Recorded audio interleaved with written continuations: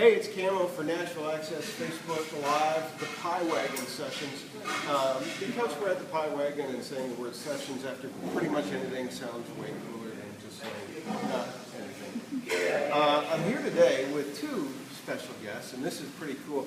Deborah Evans Price and Wade Hayes. Yes. Deborah, you're an award-winning author. My husband reminds me that when I'm having a bad day, you want to see a media award. That's a good husband when they can, remind you like some days you have done it right. People have told me I'm award-winning too, but I don't think it counts when you go and buy a bowling trophy someplace. Nobody knows the difference, Camo. Just own it, you know. You have written Country Faith and Country Faith 2, and you've written a Country Faith Christmas book. Tell us how the books came about, and then we'll talk about the music that goes along with it. I have a great literary agent, and he had heard that Zondervan Publishing was looking for somebody to do a book about country artists and their faith. So he got me a meeting with a publisher, and it was actually a guy named Bob DeMoss. It was his idea to do it because he was looking for ways to further engage people in the Bible. And he thought for country music fans, this will get them reading the good book a little bit more often if they see, their favorite scriptures by their favorite artists. So I thought that was a great concept. And so we partnered, and I wrote the first book, and then last year we came out with a Christmas book. And the Christmas book was fun because it has a lot of child recipes and childhood photos. Wade and his sisters when they were little. It's so cute. So, I'll have to interrupt you. Deborah is one of the best bio writers I've ever seen in my life. She did an incredible job and an incredible article on me, and I was completely blown away and have been a big fan ever since. Besides being an incredible lady, she's very talented and very nice. I think a lot of people are familiar with your music. I hope so. And I mean, I'm a fan. Love the latest album. Thank you. So it's really cool that you're part of what Deborah's doing. I am very honored, really, really honored, especially when I see the names on these last two projects I've been on now. And I can't believe that I would be even considered for something like this. And to see my name on there with these guys and gals, it's pretty incredible. It's a great honor. Now, how did you make the transition from jumping to writing novels about faith and country to saying, I got an idea, let's do a record?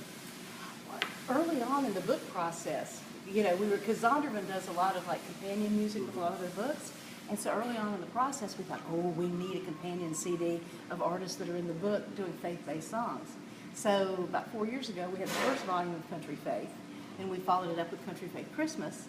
And then we had Country Faith Hymns last spring, and Wade did Just As I Am. He went in the studio and did a special exclusive version for us, but that's the only place you can get his version of that great hymn. He had done it instrumentally on his previous album, and I love that instrumental, and I'm like, any chance you have that with a vocal? Yeah, we got to go in and do it, and of course I jumped at the chance to get to do the project with Deborah. And like she had mentioned on the last record, we do a special version, or a different kind of version of Just As I Am in the church I go to. And I always thought it would be really cool just instrumentally done, so we did that. My friend Megan Mullins and I did it. And then Deborah had approached me about doing it vocally, the more traditional version of it on this project, and I love it. I was glad to do it. It's one of my favorite old hymns. It is beautiful. And then the song of Wade's, that's on the new CD, Country Faith Volume 2, I love that song. It's on an album he did, like his last album was Go Live Your Life. Yeah. The album before, No Place to Turn Around. I love the entire record. I mean, I love everything Wade's done. But this, to me, is such a powerful song because it's talking about having a broken heart and how it reminds people that God is watching you, He can take care of you, and there's no problem that you're going through that's too big for God to handle. I love that lyric because it's talking about, I've seen rainbows after rain, babies born and seasons change, and fault the lightning, split the night in two. Seen a world and I'm amazed, you did it all in just 7 days. I'm convinced there ain't a thing that you can't do. So what's a broken heart for you? I mean, doesn't everybody who's ever been hurt need to hear those words? I can't believe you know the whole chorus. Just remembering those lyrics, I can't remember what socks I put on. That's pretty impressive. It's one of my top favorite songs of all time. Wow. Up there with Amazing Grace and my favorite Don Henley song. Seriously, I love this Well, song. I So for appreciate you it. to let us put this on this collection, this means the world to me. It meant a lot to me. There's a lot of heavyweights on this. I mean, one that stands out for me as well is Brooks and Dunn's Believe. And it's just such a killer song. Oh, yeah. Very well written song. Yeah, that was Ronnie Dunn and Craig Wiseman. Yeah. Great song. And that's one of the things, Camo, that we try to do with these collections is have the heavy hitters, the big names, and, you know, George Strait and Wade and Brad Paisley and Luke Bryan. Leanne Womack. Oh, yeah. So we've There got are a lot of names that you wouldn't necessarily associate with songs of faith, like Luke Bryan. Oh, Luke's a That good doesn't- Christian boy. But it Yeah. doesn't come top of mind just because of his commercial Right. success and his commercial brand. You don't really think of it. So to have him included is probably going to open up eyes of a few people that haven't connected the dots yet. Yeah. I'm thinking that may be the whole point behind all of this, is to bring people who, especially have somebody like you mentioned, Luke Bryan on there, to bring some of these fans that maybe aren't familiar with faith in general. Maybe get them scratching their heads thinking, maybe there is something to this. Somebody like Luke is a believer. You know, so hopefully, I would think that would be a great selling point for our point of view. Yeah. Do you think more people in country, or is it an easier sell to country fans and country artists than it is to somebody outside the genre? Do you find people are probably more connected here to their faith? I think so. I think there's always been a definite connection between country music and Christian or gospel music.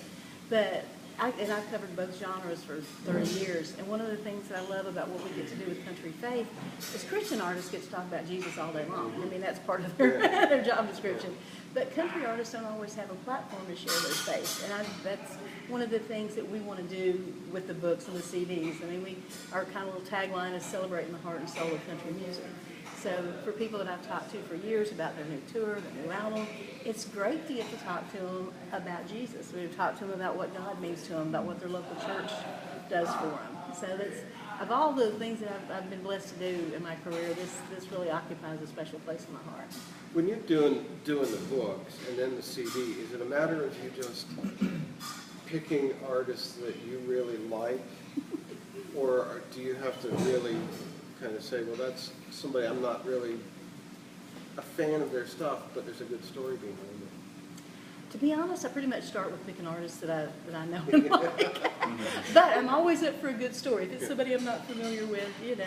And we're always looking for, you know, different new music. Like I said, we love to have the heavy hitters on the projects, but also I like to introduce people to new artists. And there's a guy named Drew Baldridge on this. I did his bio last year, and when they gave me his advanced music, there's a song called Tractors Don't Roll that talks about Sunday is a one day in the South, the tractors don't roll. I love that, you know. I can't wait to hear it. Oh, I think you'll like it. Wait, he texted me after he listened to the CD and told me how much he liked your song. Oh, great. That's great. Well, I can't wait to hear his. Yeah, he's a good guy. But yeah, so we love having a chance to give, you know, people an opportunity to talk about their faith. Do you think it's something, kind of question for both of you, do you think faith is kind of on the wane right now? Or do you think you have a chance at maybe connecting people to the faith a little bit more with this stuff? I have a definite viewpoint on that. I think that conservative Christian values, I think we're naturally more reserved and less vocal than people who don't believe as we do. So we might forfeit the opportunity to talk, or we might not be the squeaky wheel. And people who don't believe like we do, and I sure hope I'm not stepping on anybody's toes, but this is, I mean, in my opinion, people who don't believe like we do may be more vocal about, resistance to our point of view. And I think that's just basically conviction, in my opinion, And everybody's born with a conscience in it, It can burn you sometimes, you're convicted. But to get back to my original point, I think we're as a whole, more reserved, conservative people, and I think that has a lot to do with it. I think there are a lot of people who aren't as vocal about their faith, but they are believers. You went through a particularly difficult time in your life, and did you find your faith was strengthened through that? I absolutely did. And for anybody out there listening to this, take it from somebody who knows that it is a real deal. And I would not be sitting here with you right now for this whole ordeal that I went through. You know, just briefly, stage 4 cancer twice.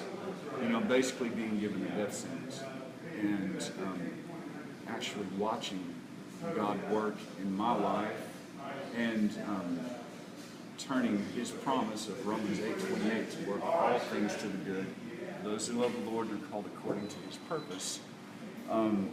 He showed that to me. I got to watch it from the beginning to the end. And to be honest with you, before all this cancer stuff happened, I was not in a great place in my life. But coming out the other side of it, my life has been dramatically changed. And I am just so thankful to even be here, much less, you know, I get to make music for a living. I'd forgotten about all of that, forgotten about all the blessings in my life, and, you know, was mainly focused on the things that weren't so great. And now I have a completely different viewpoint. I'm really into things as simple as the stars at night, you know. That's a blessing, you know. Just there's a lot of great things around us if you take the time to open your eyes and see them. And your album, Go Live Your Life, was just, that to me was a celebration of coming out of that. And It was. That song, Go Live Your Life, was basically saying this life is flying by us. You know, God wants us to be happy and find that thing. You know, don't live in fear, which I was. And, you know, find that thing that makes you happy and hold on to it, embrace it, chase it. And I actually saw some guy criticizing that song online, saying it was something called YOLO or whatever, you only live once type thing, which couldn't be further from the truth. It was embracing happiness and you know, this life is a blessing. It is truly a gift. do you find that the artists that you featured in both the books and on the CDs have similar kind of stories to tell about their faith? No, really, it's a very diverse, you know, section of people. I mean, from people who grew up, you know, in church and have always, you know, have always had faith, to people who came to it later in life, and people who, you know, finds it serves them in different ways. You know, their relationship with God has got them through something traumatic like what Wade's been through, or like one of my favorite stories in the first book was Charlie Daniels talking about his favorite scripture, Psalm 91, the Psalm of Protection.